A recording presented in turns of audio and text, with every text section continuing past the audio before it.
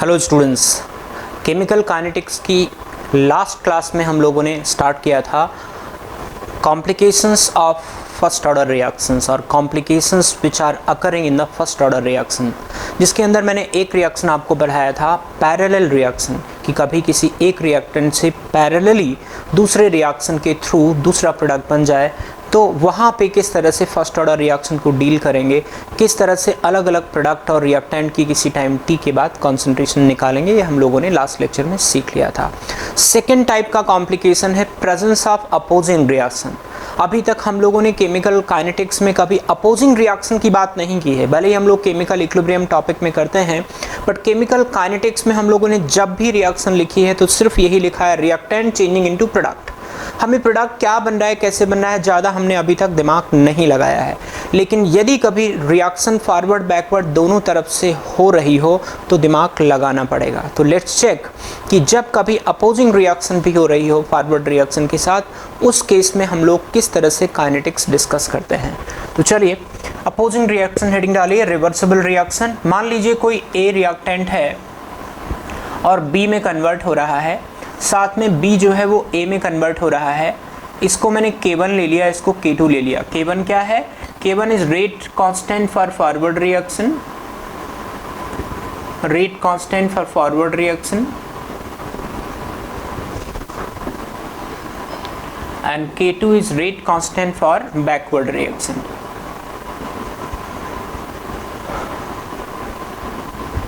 ठीक है, अब अगर मैं इसकी इनिशियल कॉन्सेंट्रेशन A मान लूँ t इज इक्वल टू 0 पे, t is equal to t पे मान लीजिए कि इसमें से x निकल गया, and t is equal to t मान लीजिए इक्विलिब्रियम जब आ जाए एट इक्विलिब्रियम, तो मान लीजिए इसमें से xe निकल गया। जस्ट मैंने एज्यूम कर लिया, ये x निकला तो ये x बनेगा, ये xe निकला तो ये xe बनेगा। ठीक है, अब ऐसी रिएक्शंस में जब कभी हमें रेट ऑफ रिएक्शन लिखना पड़ता है तो क्या लिखें? Net rate of reaction is equal to, can we write it like this, rate of forward reaction minus rate of backward reaction. Rate of forward reaction minus rate of backward reaction. Rate of forward reaction equation से आप देखेंगे तो rate of forward reaction, इसको मैं net rate लिख देता हूं dx by dt is equal to rate of forward reaction can be written as k1 into a minus x, क्योंकि मैं मान रहा हूं फर्स्ट और सेकेंड, आई मीन फॉरवर्ड और बैकवर्ड दोनों तरफ का ऑर्डर 1 है। हम लोग एक्चुअली ऑर्डर 1 के लिए ही सारी चीज़ें डील कर रहे हैं। तो फॉरवर्ड रिएक्शन का रेट हो गया k1 into a minus x, k1 into a minus x concentration of A at any point of time minus K2 into X। ठीक है, इसको मैं इक्वेशन 1 लिख देता हूं। कभी यदि इक्विलिब्रियम एस्टैब्लिश हो जाए तो क्या मैं लिख सकता हूं कि एट इक्विलिब्रियम जो net rate of reaction dx by dt होगा ये 0 हो जाएगा। तो can be write K1 A minus xe is minus K2 into x is equal to 0, क्योंकि इक्विलिब्रियम जब आ जाएगा तो इस x को मैंने xe नाम दे दिया है, that means quantity of reactant reacted at equilibrium. ठीक है, यहाँ से मैं कोई एक रेट कांस्टेंट को एलिमिनेट करना चाहता हूँ तो यहाँ से मैं K2 निकाल देता हूँ। K2 is equal to K1 A minus xe divided by xe। Let's say this is equation number 2। अब मेरा पर्पज़ ये है कि मेरा जो मेन रिएक्शन है, ये वाली मेन जो इक्वेशन है मेरी, इक्वेशन 1, इसमें से मैं K2 एलिमिनेट करके इसका इंटीग्रल रेट लॉ लिखना चाहता हूँ। तो किस तरह से आएगा? dx by dt is equal to K1 A minus x minus K2 को मैं लिख सकता हूँ K1 A xe A minus xe divided by xe into x. इसको ओपन कर दीजिए, this is going to be K1 into A minus K1 into x minus K1 into A into x upon x e plus K1 into x e into x divided by x e. ये cancel हो गया, तो ये हो गया आपका K1 A minus K1 X minus K1 A x upon x e plus K1 into x, ये cancel हो गया। K1A आप कॉमन ले सकते हो तो ये आ जाएगा 1 minus x divided by x e, this is going to be K1A upon x e, bracket में लिख सकते हैं x E minus x, this is going to be your dx by dt। ये फाइनल इक्वेशन आ गई। इसको यदि मैं इंटीग्रेट कर दूं तो मुझे K1 के लिए एग्जैक्टली फार्मूला मिल जाएगा। तो क्या लिख सकते हैं, dx upon x E minus x is equal to K1 into A divided by x e. अब मैं इंटीग्रेट करूंगा, x की वैल्यू 0 से x तक जा रही है और यहाँ dt लिखेंगे, t की वैल्यू 0 से t तक जा रही है। तो क्या मिलेगा मुझे, this implies ln x e minus x limit 0 to x is equal to K1 into a upon x e into t. ठीक है, अब मैं उसको इधर लिख लेता हूँ, K1 into A T upon x E is equal to ln।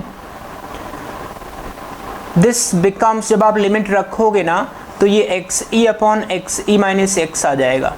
चाहो तो आप रख के देख सकते हो, इसको इंटीग्रेट करोगे तो ये माइनस, इनफैक्ट एक माइनस साइन और आएगा, आई एम सॉरी। तो यहाँ पे एक माइनस साइन आएगा जब आप ln एक्स ई माइनस एक्स लिखेंगे। इनफैक्ट जब इसको इंटीग्रेट,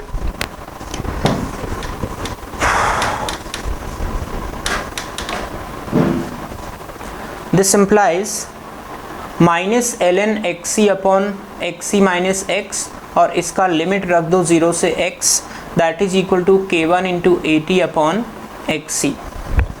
तो ये हो जाएगा आपका K1 into A T upon x c is equal to ln। जब आप लिमिट रखोगे एक बार तो ऐसे ही आ जाएगा, 0 रखोगे तो ये 0 हो जाएगा।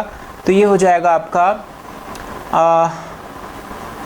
X E divided by x E minus x. This implies that K1 is equal to 2.303 xe upon a log xe divided by xe minus x।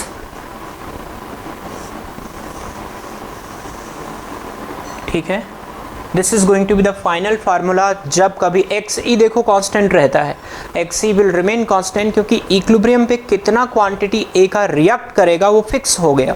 तो यहाँ से एक्स ई कांस्टेंट है, एक्स ई यदि पता हो तो एक्स निकाल सकते हैं, अगर आपको एक्स पता हो, ए पता हो तो आप रेट कांस्टेंट K1 निकाल सकते हैं और K2 भी निकाल सकते हैं, because K1 and K2 bear a simple relationship, right. तो चलिए इक्वेशन करते हैं अपने रिवर्सिबल रिएक्शन पे based. First order reversible reaction दी हुई है, दोनों साइड में फर्स्ट ऑर्डर है। इसमें K1 दिया हुआ है, B equilibrium upon A equilibrium यानी Kc दिया हुआ है 4, A0 दिया हुआ है। आपको निकालना है concentration of B after 30 minute. 30 minute के बाद B की कॉन्सेंट्रेशन चाहिए। तो हम लोग क्या फॉर्मूला लगाने वाले हैं, K1 is equal to 2.303 XE divided by A into t log XE upon XE minus x. मुझे एक्चुअली x चाहिए है, a मुझे दिया है, t मुझे दिया है, बस xe में निकाल लूँ, इवन K1 भी मुझे पता है। तो अगर मैं इक्विलिब्रियम पे बात करूँ तो इनिशियल पॉइंट 0.1 था a, इक्विलिब्रियम पे xe मोल रिएक्ट कर गया, ये xe बन गया। अब मैं यदि Kc का फार्मूला लगाऊँ, xe upon xc 0.01 minus xe, this is going to be 4। तो ये आ जाएगा 0.04 minus 4 x E is equal to x e.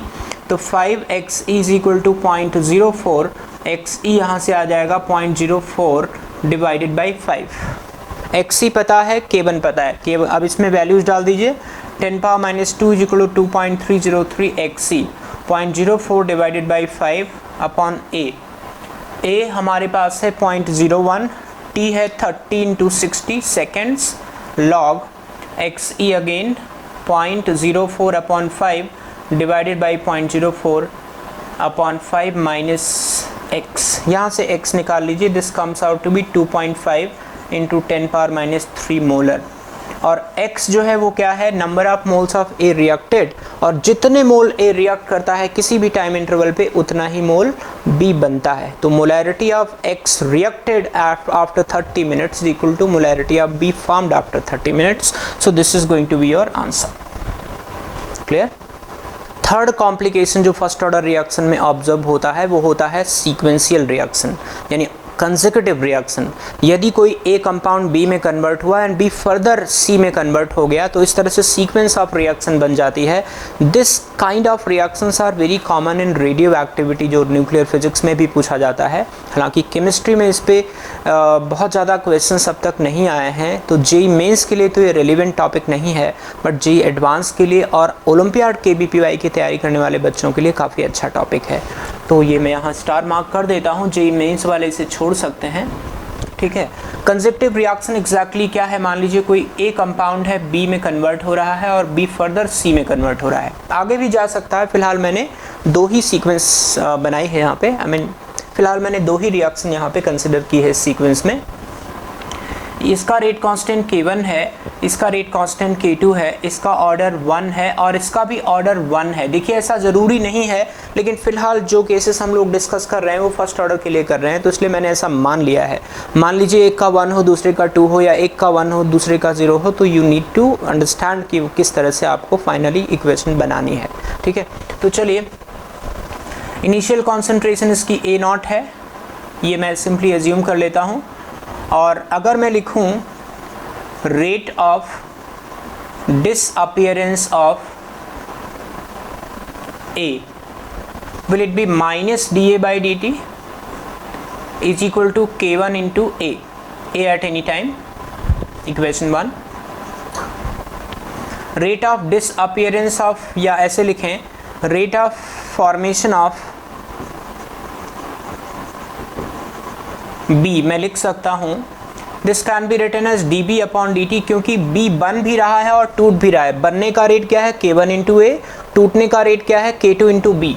तो मैं सिंपली इसको लिख दूंगा rate of formation of B, rate of formation of B minus rate of decomposition of B। Rate of formation होगा K1 into A, rate of decomposition होगा K2 into B।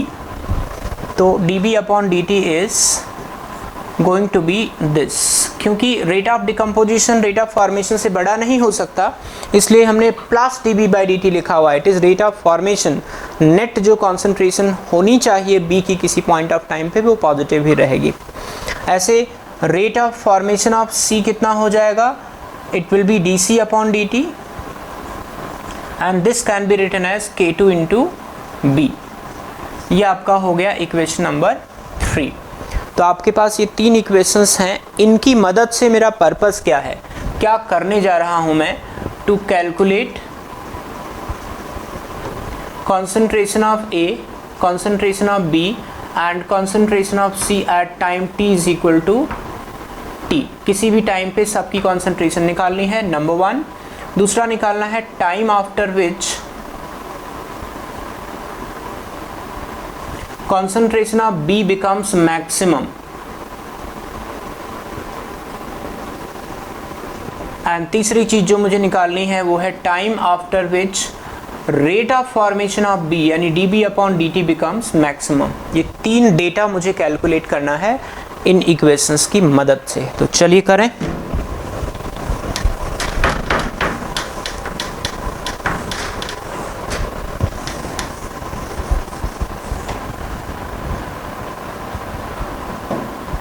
Equation 2 उठाता हूं मैं, क्योंकि B निकालना हमारे लिए सबसे अहम बात होगी। A और C का कॉन्सेंट्रेशन तो आसानी से निकल जाएगा। इक्वेशन 1 मैंने यहाँ से हटा दिया है, बट एक बार लिख लेता हूँ। Minus dA by dt is equal to K1 into A e raise to the power, sorry K1 into A, simply K1 into A डाल दिया। एंड क्या मैं, चलो इसको इक्वेशन 1 डाल के रखता हूँ। अभी मुझे इन तीनों इक्वेशन की मदद से कॉन्सेंट्रेशन ऑफ ABC निकालना है। तो B निकालना सबसे मुश्किल काम होता है, क्योंकि B रिएक्ट भी कर रहा है और बन भी रहा है, जबकि A सिर्फ डिकम्पोज हो रहा है और C सिर्फ बन रहा है, तो A और C का तो मैं बाद में निकाल लूँगा with the help of concentration of B। पहले मैं B की बात करता हूँ। तो we consider equation number 2, dB upon dt is equal to K1 into A। Can we write A is equal to A naught e raise to the power minus K1t।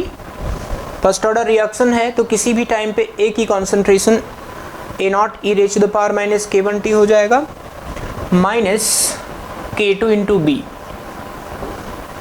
अब हम इसको लिख सकते हैं dB upon dt is equal to dB upon dt plus K2 into B is equal to K1 into A naught e raise to the power minus K1t। Let's say this is equation number 3।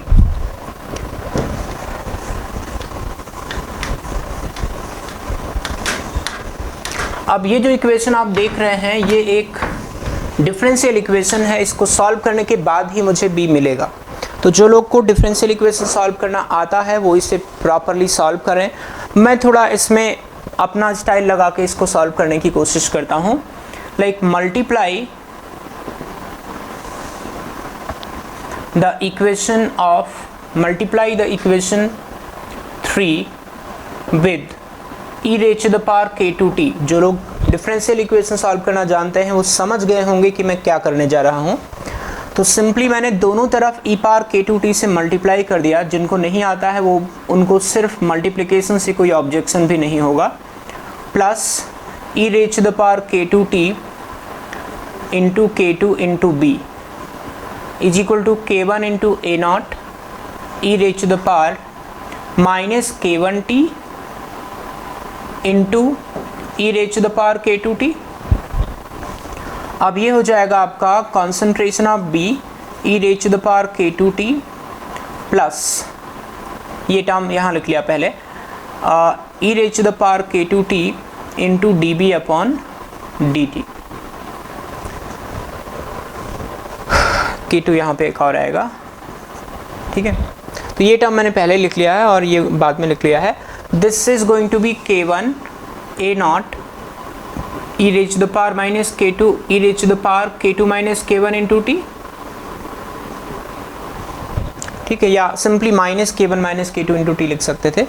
अब आप देखो ये जो left hand side में लिखा हुआ है expression, this is the differential coefficient of product of two functions. ध्यान से देखिए, एक फंक्शन आपका e पावर K2t है और एक फंक्शन आपका b है। ये कॉन्सेंट्रेशन ऑफ B और e raise to the power K2t का इंटीग्रल लिखा हुआ है। तो क्या मैं इसको लिख सकता हूँ d by dt e raise to the power K2t into concentration of B is equal to K1 A naught e raise to the power K2 minus K1 into t, ठीक है। अब जब आप इंटीग्रेट करोगे, सीधे इंटीग्रेट कर दोगे तो इसका जो इंटीग्रल है वो तो यही आ जाएगा, क्योंकि e power K2t into B इसका डिफरेंशियल लिखा हुआ था यहाँ पे। तो सिंपली इसको इंटीग्रेट करेंगे तो यही चीज़ निकल के आ जाएगी, आप लोग जानते हो।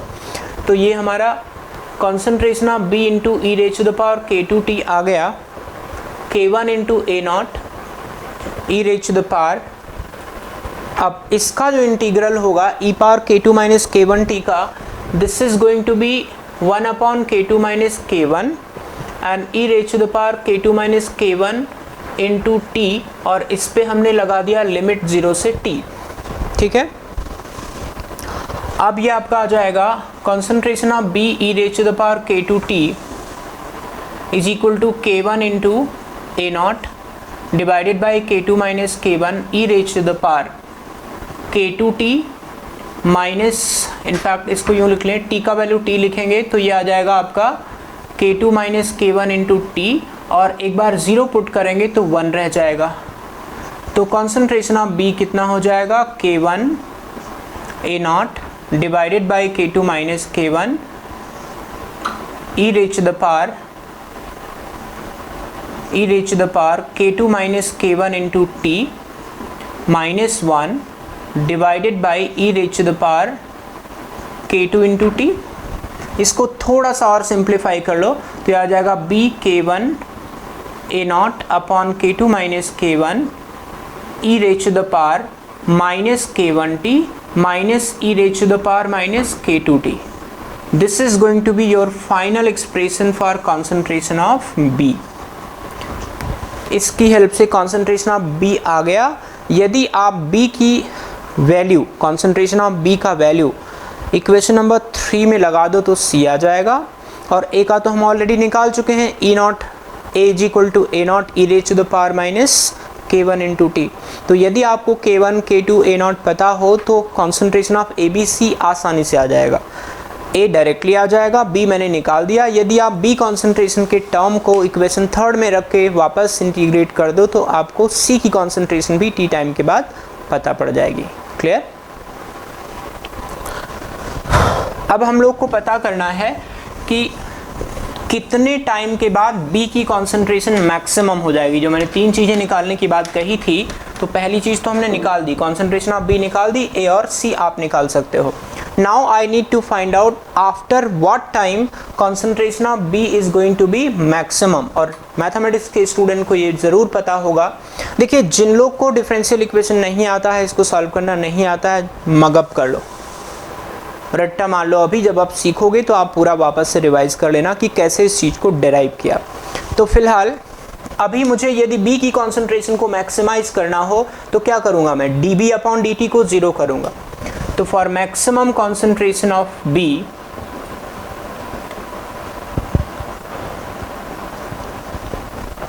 आई have to write dB upon dt is equal to 0। अब इसको मैं डिफ्रेंशिएट करूँगा K1 A naught upon K2 minus K1, और डिफ्रेंशिएशन आएगा minus K1 into e raise power minus K1t plus K2 into e raise to the power minus K2t is equal to 0। यहाँ से मुझे मिलेगा K1 e raise to the power minus K1t is equal to K2 e raise to the power minus K2t। तो e raise to the power K1 minus K2t is equal to K1 upon K2। तो यहाँ से आपको मिलेगा K1 minus K2 is equal to K1 minus K2 into T is equal to ln K1 upon K2, यानी T आपका आ गया ln K1 upon K2 divided by K1 minus K2। ठीक है, तो this is going to be the time required for maximum concentration B, यानी जो intermediate compound है सीक्वेंस का, उसका कॉन्सेंट्रेशन मैक्सिमम तब होगा जब टाइम इस वैल्यू को पहुंच जाएगा। क्लियर? अब मुझे एक चीज और निकालनी है कि time after which dB upon dt is maximum.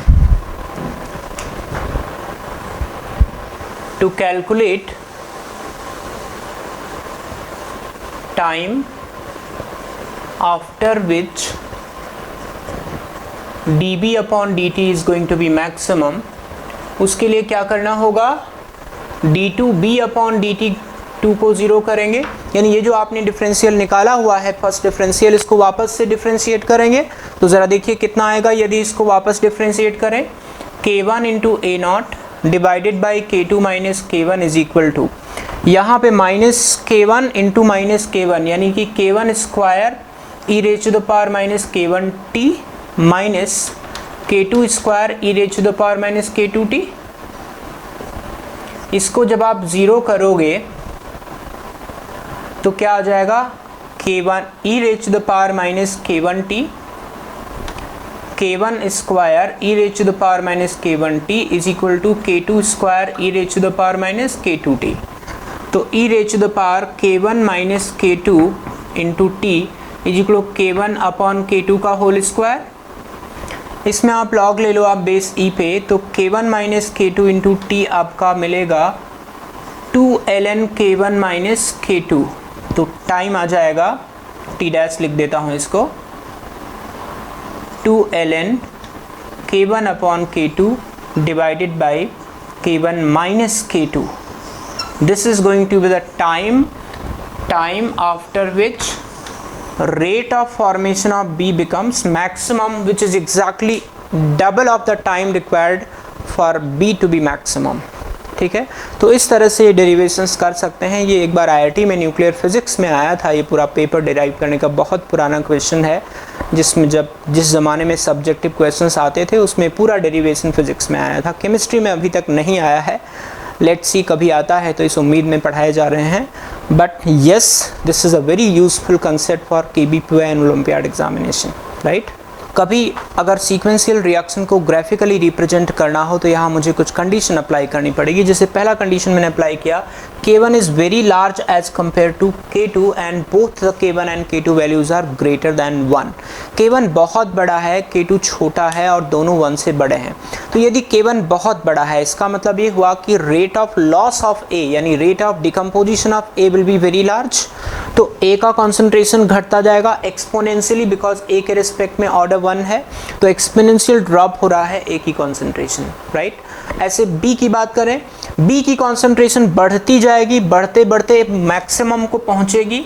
This is going to be B max, और इसके लिए मैंने टाइम भी आपको निकाल के बता दिया है। यदि B की कॉन्सेंट्रेशन में T मैक्स रख दो तो आपको B मैक्स भी निकल सकता है। तो B मैक्स कॉन्सेंट्रेशन हुई, उसके बाद फर्दर जब आप टाइम बढ़ाएंगे तो B की कॉन्सेंट्रेशन, बिकॉज जब A बहुत कम हो जाएगा ना, B का रिएक्शन तो फिर भी C में होता रहेगा, ठीक है, क्योंकि A to B रिएक्शन या इवन B to रिएक्शन 100% तो कंप्लीट होगी नहीं, इसीलिए कहीं भी जीरो कॉन्सेंट्रेशन टर्म नहीं बनाया। लेकिन B मैक्स यानी मैक्सिमम जाने के बाद फिर कॉन्सेंट्रेशन घटने लगेगी, बिकॉज B लगातार जा रहा है ना C में। तो जब A लगभग डिकम्पोज होना बंद हो गया, A की कॉन्सेंट्रेशन लगभग ख़त्म C हो गई, तो B बनना बंद हो जाएगा, अब B घटना शुरू होगा। तो घटते घटते ये कुछ ज़ीरो को अप्रोच करेगा, लेकिन एग्जैक्टली ज़ीरो कभी नहीं होगा। सिमिलरली C की concentration will keep on increasing and will get a maximum value at one point। maximum value कब होगी? जब A और B completely react कर जाए, यानी almost zero हो जाए, इसीलिए maxima यहाँ बनाया है, इसके बाद कहीं बढ़ने या घटने की बात नहीं की है, right। C की concentration will be continuously increasing और लास्ट में जाके कांस्टेंट हो जाएगी। कब? जब A और B ऑलमोस्ट कंप्लीटली एग्जॉस्ट हो जाएंगे, ख़त्म हो जाएंगे। क्लियर? सेकेंड केस में हम मान रहे हैं कि K2 की वैल्यू K1 से बहुत बड़ी है और दोनों 1 से बड़े हैं। K2 का वैल्यू बहुत बड़ी होना क्या इंडिकेट करता है? कि B to C कन्वर्जन का रेट बहुत ज़्यादा है as compare to A to B conversion का रेट। इसका मतलब जितना भी B बनेगा वो फटाक से रिएक्ट कर जाएगा। तो can we say that concentration of B at any time t will remain 0, मतलब B बचेगा नहीं, बिकॉज B का C में जो कन्वर्जन का रेट है वो A to B के रेट से कहीं ज़्यादा है। That means the moment any quantity of B will be formed, this will be converted into C। तो B किसी भी टाइम पे 0 रहेगा, और अगर B 0 रहेगा तो I can write dB upon dt 0 रहेगा, यानी जो इंटरमीडिएट कंपाउंड है उसकी कॉन्सेंट्रेशन 0 हुई और कांस्टेंट हो गई, और यदि कांस्टेंट का डिफरेंशियल निकालते हैं वो भी 0 होता है। And this state is termed as steady state. इस स्टेट को जहाँ पे B की कॉन्सेंट्रेशन कांस्टेंट हो जाती है, इसको स्टेडी स्टेट कहते हैं। और आगे जब मैकेनिज्म से आप कभी ऑर्डर निकालने की, थ्योरेटिकल ऑर्डर निकालने की कोशिश करोगे तो वहाँ एक अप्रॉक्सीमेशन की ज़रूरत पड़ती है, स्टेडी स्टेट अप्रॉक्सीमेशन। तो यहाँ देखिए दो ही ग्राफ बने हुए दिख रहे हैं आपको, A का एक्सपोनेंशियल ड्रॉप, A की कॉन्सेंट्रेशन का एक्सपोनेंशियल ड्रॉप, एंड C की कॉन्सेंट्रेशन का लगातार इंक्रीज।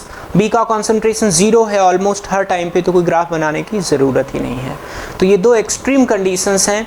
जब K1 का वैल्यू बड़ा हो तब कैसा ग्राफ आएगा, B मैक्स एक जगह पे आएगा फिर ड्रॉप होगा, एंड जब K2 का वैल्यू बहुत बड़ा हो तो उस केस में B की कॉन्सेंट्रेशन रफली remain 0 at any point of time। इसीलिए differential of B concentration will also be 0, because हम 0 को कांस्टेंट तो मान ही रहे हैं।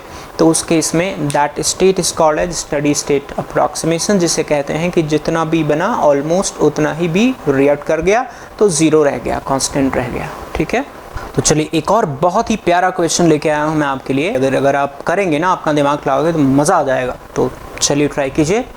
क्वेश्चन ये है कि कंसेक्यूटिव रिएक्शन है A to B, B to C, K1 दिया है, K2 दिया है। Calculate the concentration of B after 2 hours if the reaction was started with only A with an initial concentration of 0.243 molar। अब यहाँ पे गौर करने की बात ये है, जो गलती करते हैं बच्चे नॉर्मली वो ये है कि K1 K2 दिया है, K1 K2 की यूनिट पे ध्यान दो। यूनिट पे ध्यान दोगे तो पहला यूनिट है मोल पर लीटर पर सेकेंड और दूसरा है पर सेकेंड। इसका मतलब क्या हुआ? इसका मतलब ये हुआ कि first reaction A to B is a zero order reaction and second reaction B to C is a first order reaction. तो अब यहाँ पे मुझे एक बात देखनी पड़ेगी कि क्योंकि दोनों रिएक्शंस फर्स्ट ऑर्डर की नहीं हैं, तो जो पीछे हमने डेरिवेशंस किए हैं वो यहाँ पे एप्लीकेबल नहीं है।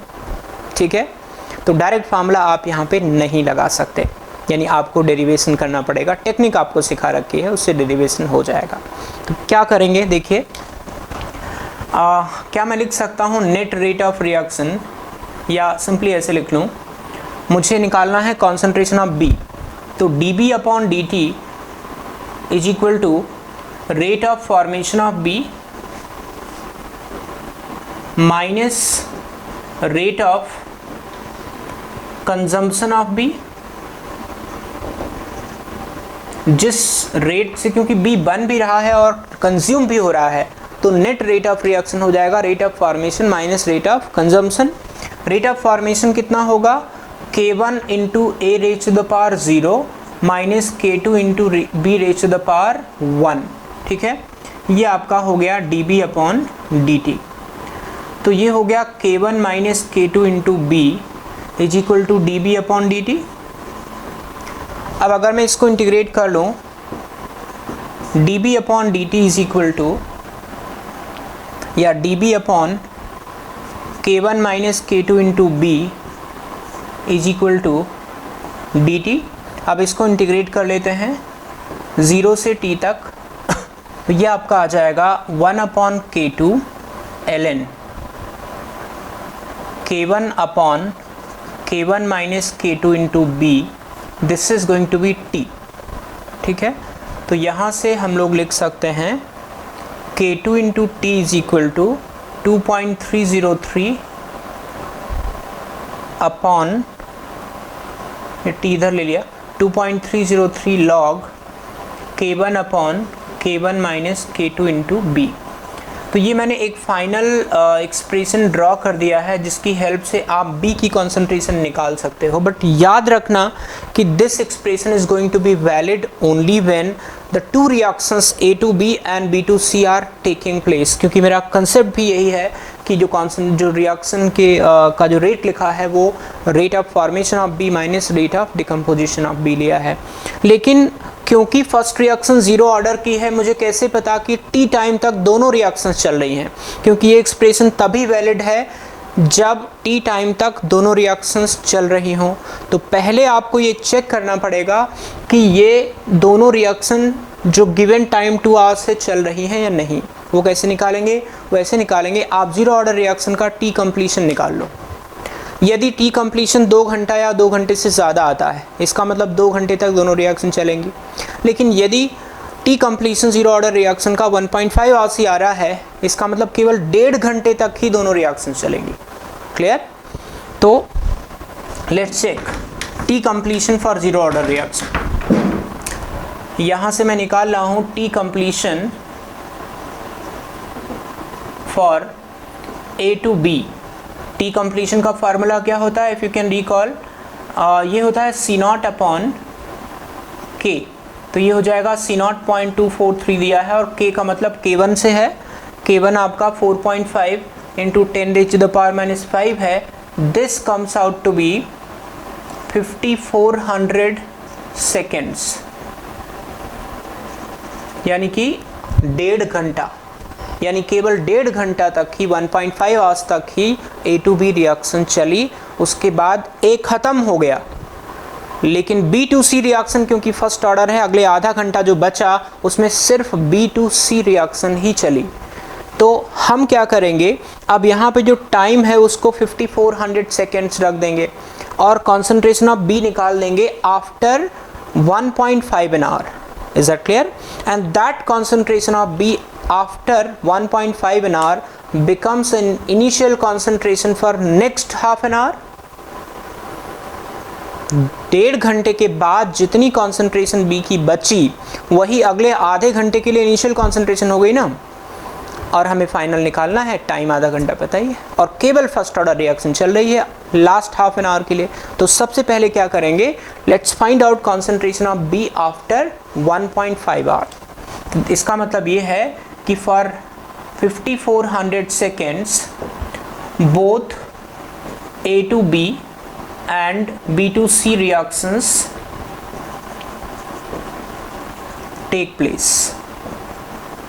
तो यहाँ से अगर मैं ये लगा दूँ K2 into T is equal to, सब दिया हुआ है data, 2.303 log K1 upon K1 minus K2 into B.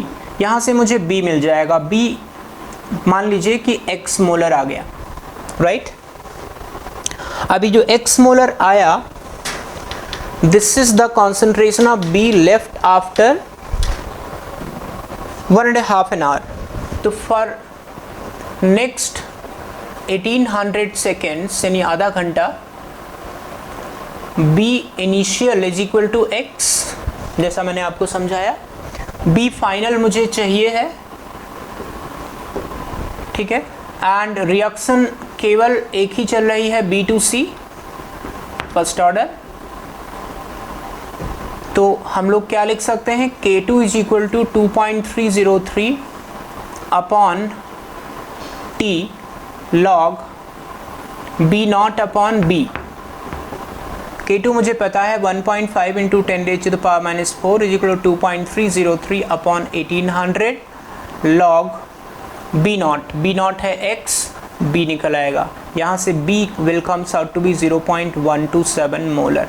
This is going to be your final answer, ठीक है ना। ब्यूटीफुल क्वेश्चन, मज़ेदार क्वेश्चन है।